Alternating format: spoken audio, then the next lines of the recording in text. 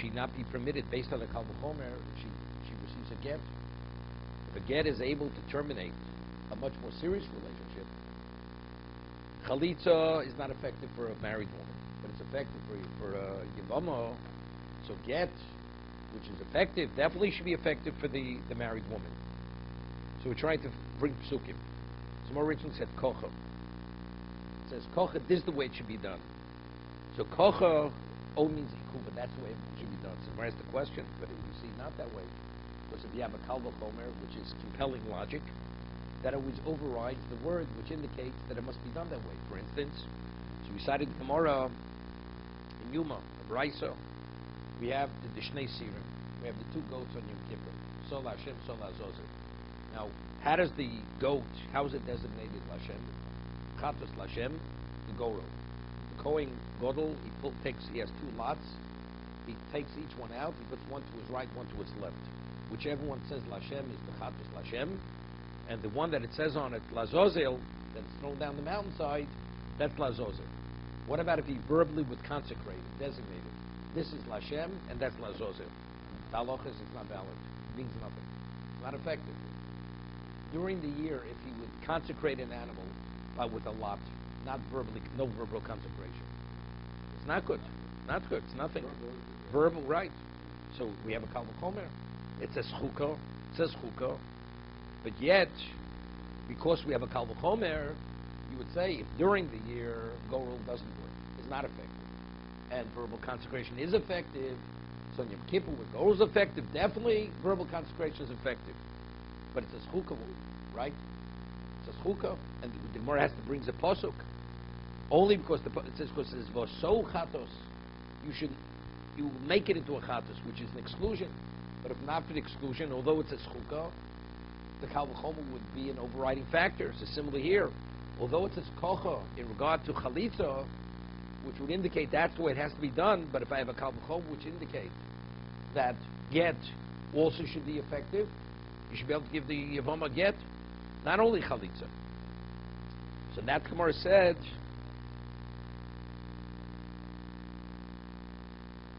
it says by a get, the cost of law sefer creatures. What's the inference of law? Law to her and not to someone else. Law below the Yevama, right? You should write the sefer creases to get for the woman who's fully married, and the inference is not for the Yevama.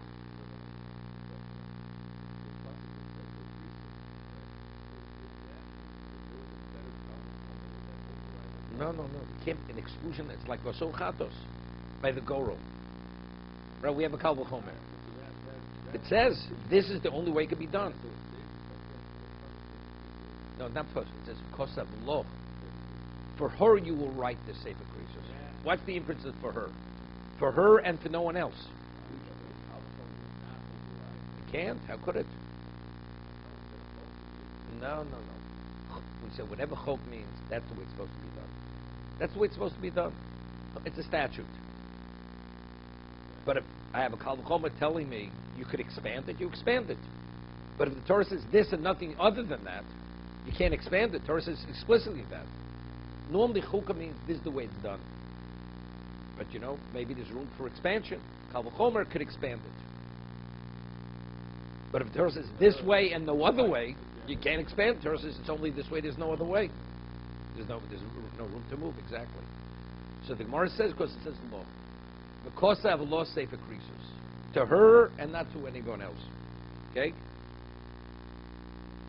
Avagav the Sibah, Omakra law below liyibo. Below liyavama. For her and not for Yavama. So is the question, Ve'emo law lishma. Right? We're a few lines before they get bigger, wider. Maybe law means lishma, because law sefer creases, right for her. But it doesn't mean as an exclusion, trey lo ksivi. It says in the parshas of Get, the word law is mentioned twice. So one law is for the Shema, and the second law means for her you write the Get, not for another woman, which excludes the Yavama. So says, Akati boy law, the Akati boy law, we need the second law. Chad law lishma. The first law comes to tell me that the Get has to be written lishma. V'idoch law below lechaverto. So we mentioned yesterday, Rashi says, person has two wives with the same name. He has two rochels, and he wants to divorce both of them, and he wants to use the same document to divorce both wives, and he tells us over, have in mind when you write it for rochel A or rochel B, and he has in mind, is it a valid get? The answer is no. A get has to be exclusively for one person, not the two people. Even though it's infused with the kavanah for both, with the intent for both, it's not valid. So I need the second law. So if I have the second law, we don't have an exclusion. So if that's the case, how do we know that the Yavama cannot be freed with a get? Okay? No.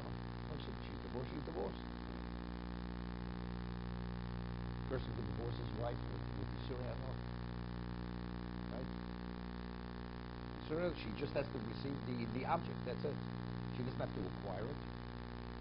Right? Get does not have to be acquired, right? The woman just has to put it in her hand. Elo makro now. It says the now. In regard to the chalitza, now lo. So now means that the only way she can be freed to remarry is only with the now removing of the shoe. So Rashi over here says, "Kro yisera beis chalutz hanal, the motzil michtav beis hacholutz." What is that beis chalutz hanal? Right? But it says beis chalutz. To tell me that she has to remove the shoe, that's understood. You have to tell me the process of chalitza. Right? So that now cannot be an exclusion. But the second now, it says, and what do they say? Beis chalutz hanal. They should say beis chalutz. What's beis chalutz hanal? The now is totally superfluous. The now tells me only this way and no other way. Someone says, "Hay now lochiv also. I mi boile." Now is not an exclusion. It's needed. The Chetanyo. Now lo. Ainli yella now lo. Now shall kol odom minayin minolei. Right? Maybe he has to own the shoe. What about if he borrows a shoe? Somebody else's shoe. A shoe that's hefker. How do we know that shoe can be used for chalitza? Right? The answer is Talmud over now. Now riboy. So the now tells me any shoe. Doesn't have to be a shoe. It came Talmud over now lo. That's the question. It says now lo. Sholach now lo. She removes his shoe. So if we've already said that even a borrowed shoe, even an ownless shoe, qualifies for chalitza, what is this possessiveness of nalo, his shoe? Nalo haroilo. It means it has to fit. No, we didn't get back. We didn't get there.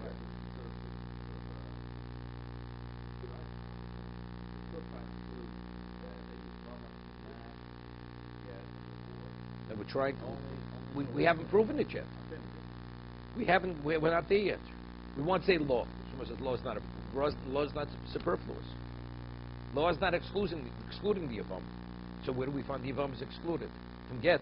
So it says, of course, this is now. Now also is not exclusion. Because I need now to teach me something else. Right, what shoe qualifies, what shoe doesn't qualify. So now the Gemara is saying, the now teaches me that it does not belong to the Yavam, that the shoe, it says. So we want to say nalo. Now there's already a little bit of a digression here. How is it possible to say it does not belong to him? It says nalo, his shoe. And that it says nalo roilo. Prat legodlo shen yochel halachim. What happens if the shoe is so large he can't walk with the shoe? Then it doesn't. Then that shoe is not valid. It doesn't qualify chalitza. Prat lekodin shein chofesh rov raglo. What about the shoe is so small? It doesn't cover the majority of his foot. He barely gets his toes into it. Yeah, you see some people who really wear the tefillin. Right? It's like on top of the head. It barely fits on the head. Right? That's not wearing tefillin. Even he could either way. No, the halacha is you don't have to own the shoe. But so what does it tell me? It has to fit. Now literal means to me you must own it. It must be his shoe. We're saying, but we have another post that tells me that even a borrowed shoe. So how do we reconcile the two? So nalo can mean he owns it, but rather means it's something that fits. If it's too large or too small, it's not valid. Okay?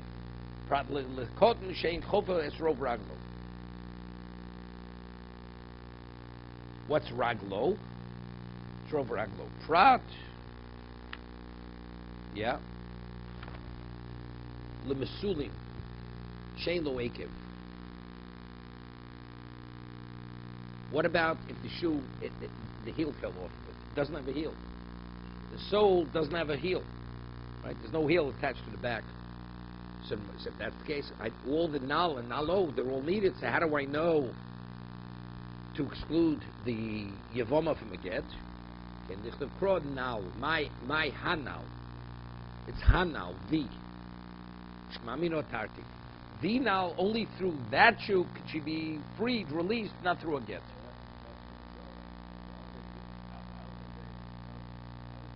Otherwise, the hay is so superfluous. What's so special about the? We spoke about every conceivable characteristic of a shoe. So what's the? What makes it the?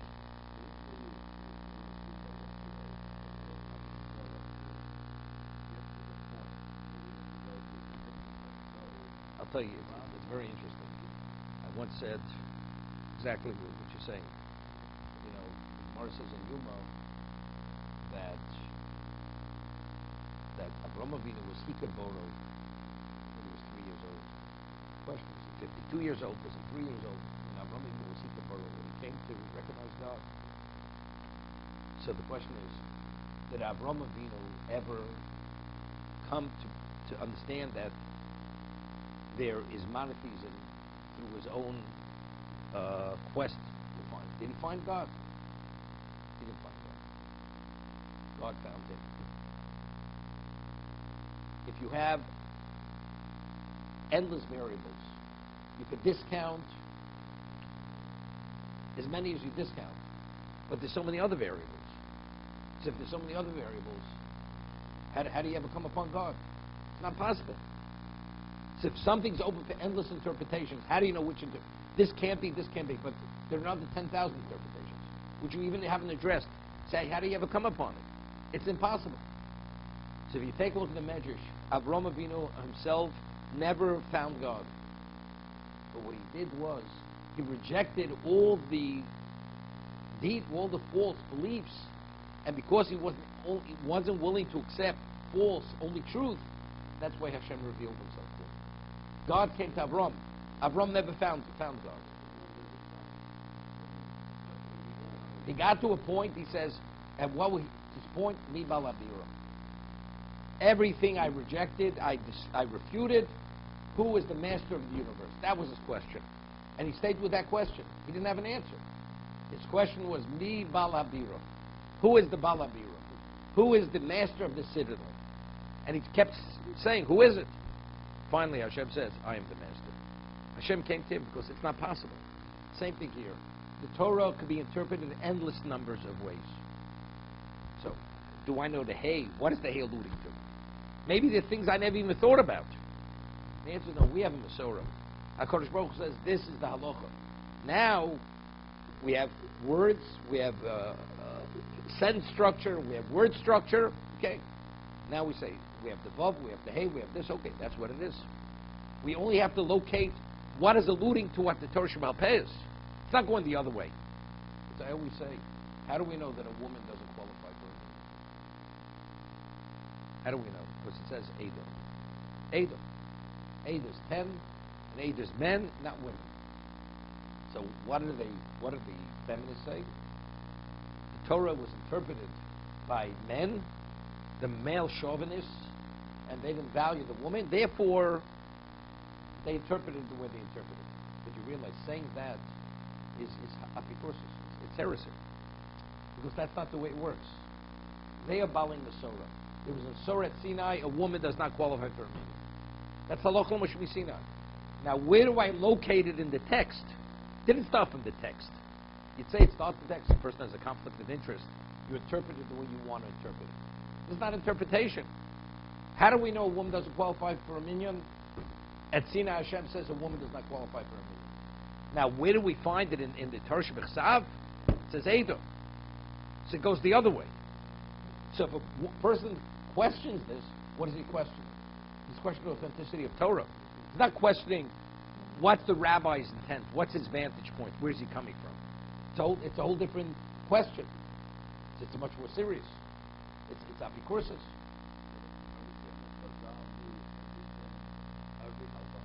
Everything. The linkage. That's what Liman HaTorah says. Take a look at the Ramchal. What is the obligation of the study of Torah? Understanding the concepts, and attaching it to the written law. If you have Torah Sheba'al Peh, what do we do Torah Sheba'al? Right? The answer is that's the process. After Hashem gave you what He says, His mandate, now you have to link it to the written text. Because that's a question of the Masorah. By Moshe Rabbeinu, there was no question. We have this week's parsha. Ki poli mimcha din beidom ledom. If something becomes irresolvable, where do you go? You go to Sanhedrin Gedolah, the Beis Hamikdash. They will resolve it for you. If there's a dispute, time of the Sanhedrin, there were no disputes. There was only one way. The Sanhedrin Gedolah, they ruled, and that was the final ruling. If a Zoki Mamre, if an elder would disagree, they'd be put to death. There's only one Masorah. We don't have more than one Masorah. Otherwise, you create all kinds of religions over here.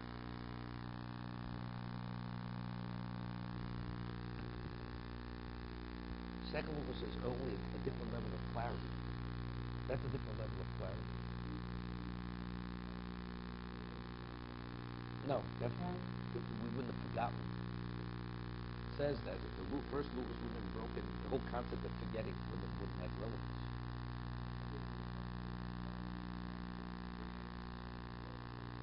No, the concepts. To be able to grasp the concepts.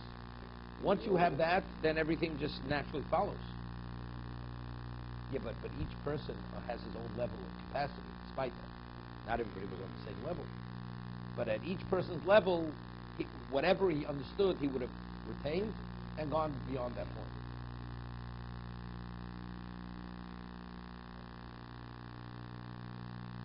I mean, there's always a question. If Beishami Mokum Beisil ain't a Mishnah, what do we have to discuss Beishami's position? What?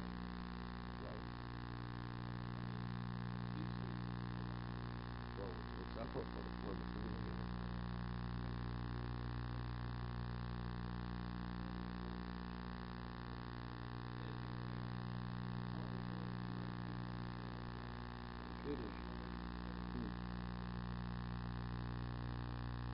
the way I understand this, because to understand Beis Hillel, you have to understand the alternative possibility and why it was rejected. That's the reason. You know, a person's only taught one way. Maybe there are other ways. But when you understand the other way, this is the better way of the two. This is the more cogent, the more correct. Now we understand what it is. Ignorance is bliss. Ignorance is bliss. So that's a believer. You present one position, but you present the opposing position. Right? And then, despite the opposing position, we rule it Beis Hillel. Now we understand Beisham Mokum Beis Hillel in the Mishnah. That's the understanding.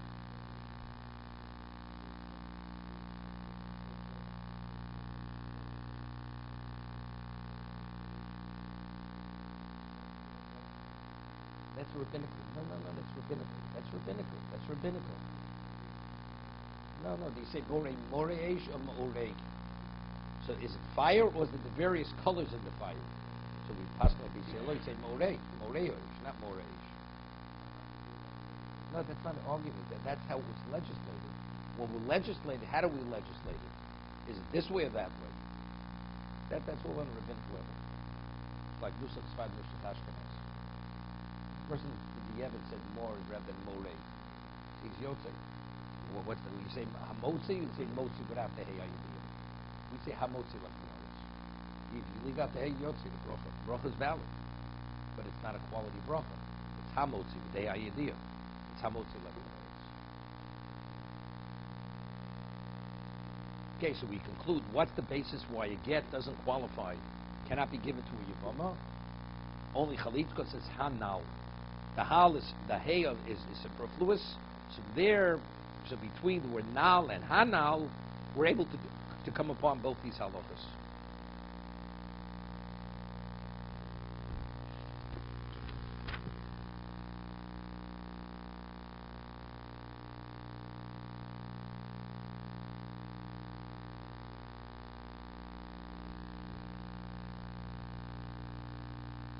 there's an interesting process on the first side of the page. The Gemara originally wanted to say that the reason why get does not qualify for Yavama because it says kocha. Right? It says kocha. Kocha means this is the way it has to be done. It's similar to chukah. Okay? Now,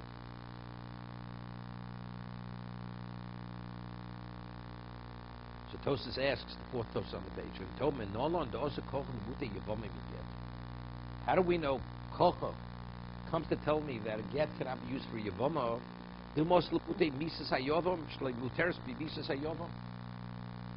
Right? The Gemara asks the question, how do we know Misas Abal, we have a hekish. The Torah juxtaposes death to get. That's the Gemara number base. But how do we know Misas HaYovam? We've explained it. When there's a residue of the marriage which the Yovam did not create, how do we know when he dies before the Yibum or Chalitza, how do we know she's free to marry? Right? No, the Gemara says, well, also, who told us? This is in the originally the question. Right? So he's asking the question, how do we know kocha? It's like, kocha tells me you cannot use it again. Maybe kocha is telling me that Misas HaYovam does not allow her to remarry. Kocha means this is the way it is. Meaning, a woman has to receive chalitza from the Yovam, correct? What happens if she doesn't receive chalitza? She can't remarry. That's what kocha. Why am I preferring to apply kocha to tell me only chalitza, not get? Maybe only chalitza and not death. It's a release. Doesn't make a difference. But again, the Gemara originally had a consideration to say that the death of the Yovam does not allow her to remarry. So the Gemara said it's a svara. The Gemara says it's a svara. But what about if I have a person tell me that you don't follow svara? Kocha means this way and not another way. How was a Yavama permitted to remarry? She receives chalitza.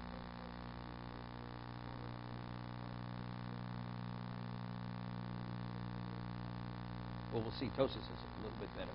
Tosas says something better. Tosas says something better. Again, you see the way how you have to learn Chumash, how you learn it. But the question is a good question. How do we know to apply kocha, chalitza, to tell me chalitza, not get? Maybe chalitza and not the death of the Yavam. If she receives chalitza, she's free to remarry. But if the man dies, she's not free to remarry. Good question. No? Howard, you got it?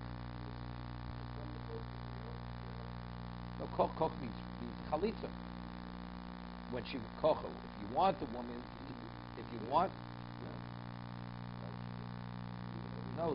this is the way kocha. This is the way she's free to remarry. What does it mean? This is the way. Otherwise, this and not what? Maybe and not death. This way and not death. Death will not allow her to remarry.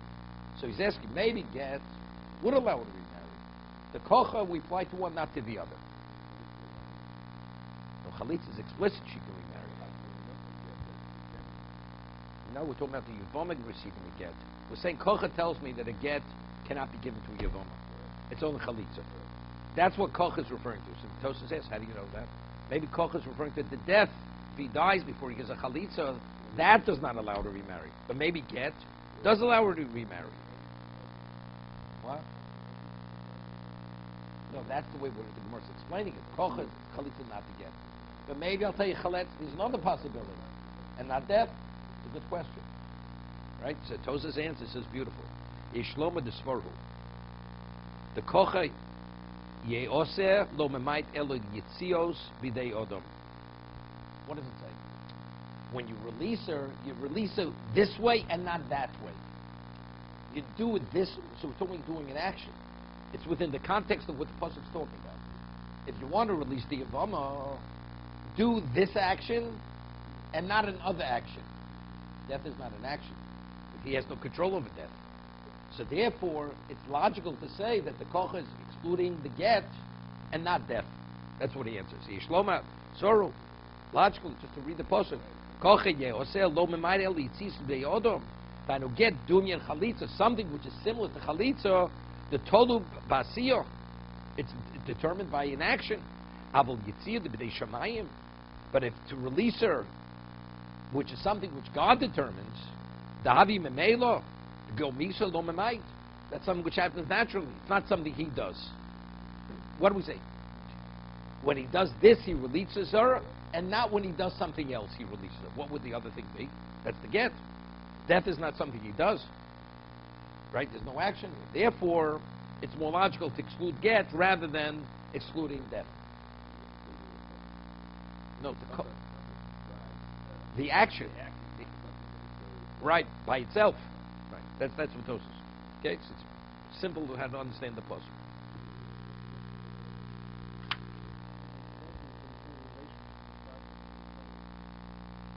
No.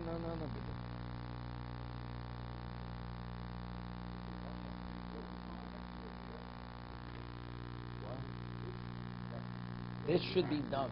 Do. Right? Right. Right. Okay, let's start the next Mishnah. Eved Ivri.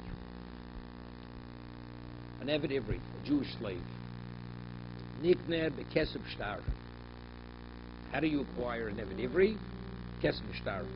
When we're talking about Mochra Bezdin, right, a person can become an Eved Ivri one or two ways.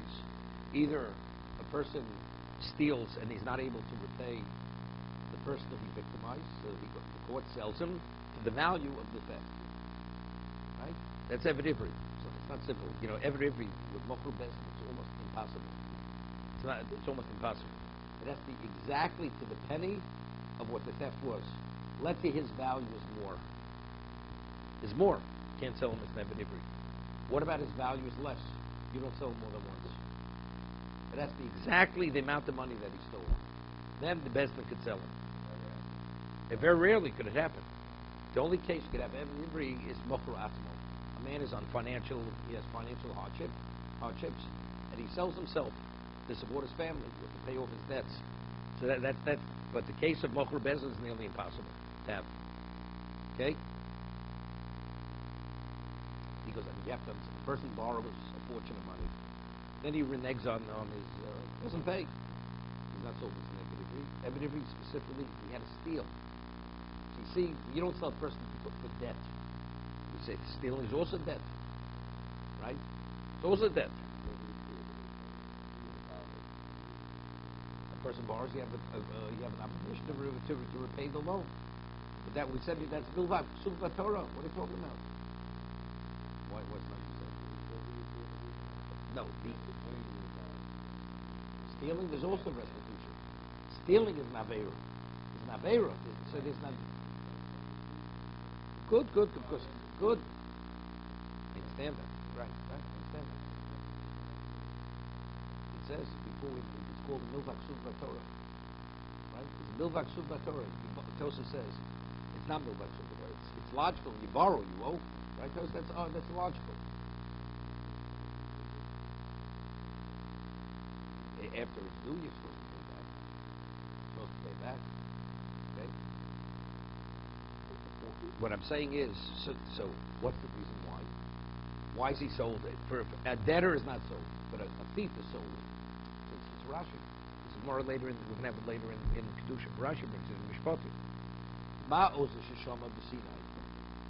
The heir that heard at Sinai, you should not steal. This man went and stole. Right? So why is he being sold as a slave? Because he did an Aveira. That's the reason. A debtor didn't do an Aveira. I mean, he doesn't have to pay now, or he withholds payment. But when he took the money in the permitted context. He didn't do an Aveira. Therefore, he's not sold.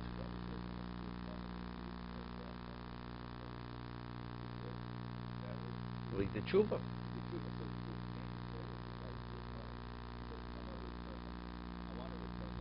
But you never had a right to take it. The embezzler, person embezzles. You steal. Well, I intend to put it back. I'm sorry, I want to. You have never had a right to take it. It's irrelevant. Here we're talking about the man can't put it back. It's because there's the Avera component, but you're not able to give it back. He's not able. He doesn't have the money to repay the theft. It's the Avera, because there's the Avera component. It's irrelevant. You want a gesundheit? You want to sell yourself? You can. Whatever man's not interested in selling, so the court will sell him. The Bezdin will sell him. person can sell himself for any reason. Any reason. He wants his family to have a better lifestyle. Sells himself. That's his prerogative. You know, this famous question Rabbi Kalatsky asks. I mean, after Sinai, our classification is Yisrael. We're not Ivri. We were Ivrim pre-Sinai. Right? After Sinai, we Yisrael. So why is it called Eved Ivri? Why is it called Eved Ivri? So he explains that because, again, Ozer Shisham Sinai Lo Signo. The heir that heard at Sinai shouldn't steal. So this person's behavior is like he was never at Sinai. So if you were never at Sinai, so what are you? You're like an Ivri. You're a pre-Sinai. No, I understand that. No, but also, avodim, avodim, avodim. Right, same thing. If you were at Sinai, how do you sell yourself into slavery? Right? So the answer is, you're behaving like you were never at Sinai, so you're still an Ivri. You're an ancient Jew.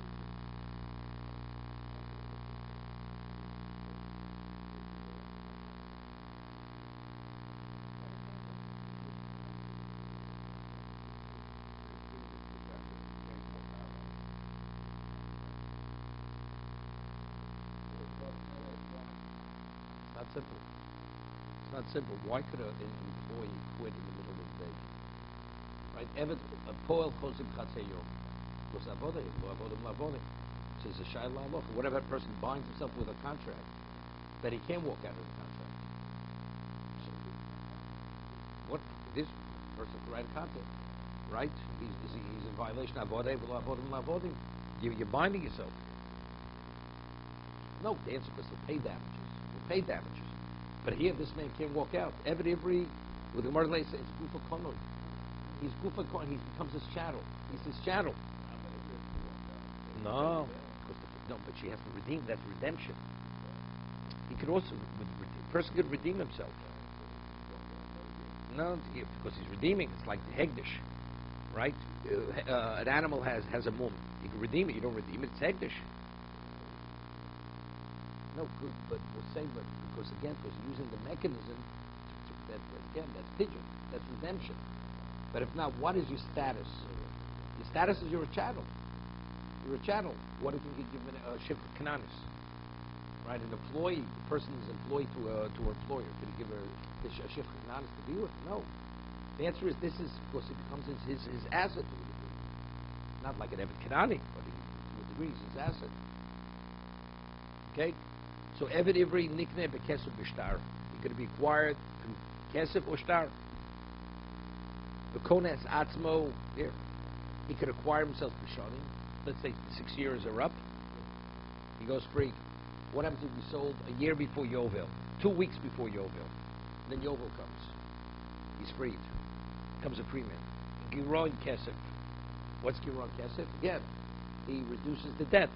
There's a certain balance. 3 years, all of a sudden now he gets an inheritance. And he pays off the purchase price, or the amount that's still owed, as Giron Kesef. What about a Jewish maidservant?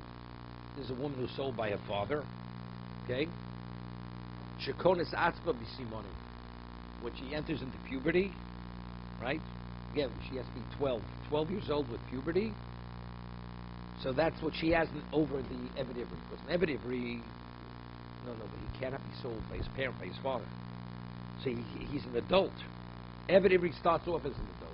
And Ivri starts off as a minor. So when she reaches adulthood, she goes free. Okay, very interesting. I mean, just to speak about what the rationale would be. If let's say I have certain rights in an object, I can't consecrate or sell more than I own. Right? Correct? Now, a girl is in the jurisdiction of the father as long as she's a minor. The moment she becomes an adult, she's no longer in the jurisdiction. So let's say he sells her 2 years before adulthood. So there's a way to understand it. When you sold her, what are your rights on your daughter? You don't own your daughter. She's not in your jurisdiction forever. The Torah only said she's in your jurisdiction until she becomes an adult. So it's understood. It's understandable. So now if we see Monim, she reaches puberty. Of course she's going to go out. Because you can't sell more than you own. Right? That's one way to look at it. Or you can look at the other way. No. He owns her forever. When she's in his jurisdiction, he owns her forever. However, the Torah says if she should reach puberty, That's a release. Although the sale was forever. It's like Avodah L'Olam. It says an Eved Ivri who goes and says, I love my master, right? He becomes Avodah L'Olam. So he's forever. What is forever? He goes out with Yovel. But that's called forever. Right? Even if he gets the Matzeh 2 years before Yovel. It's called Avodah L'Olam. The answer is he owns him forever, except Yovel revokes that ownership. That's what you see. No.